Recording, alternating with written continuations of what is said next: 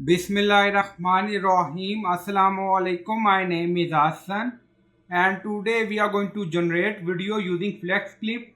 So we are going to create video using AI.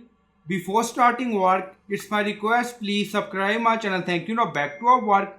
So we are using FlexClip and then you see create a video button. So click on it.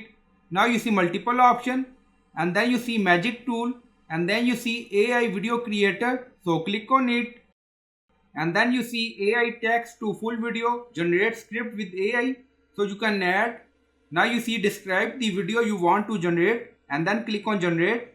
So we are going to add some instruction. So we added text most popular tourist places in world and then click on generate. Now generating. So we are in edit script. Now you see if you want you can delete it. If you want you can add more. Now you see plus. If you want you can change position.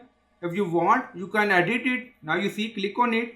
So it's up to you and then click on next and then you see media setting, generation mode, AI image, stock library.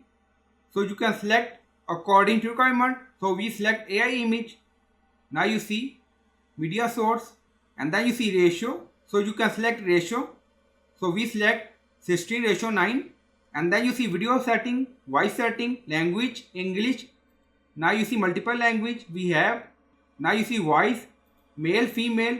So you can select voice style. You see journal, assistant, chat, customer service. So it's up to you. Now you see speed, pitch. If you want you can increase or decrease. Now 1 and then you see subtitle setting, enable if you want. So it's up to you. Now you see, so we select this and then click on generate.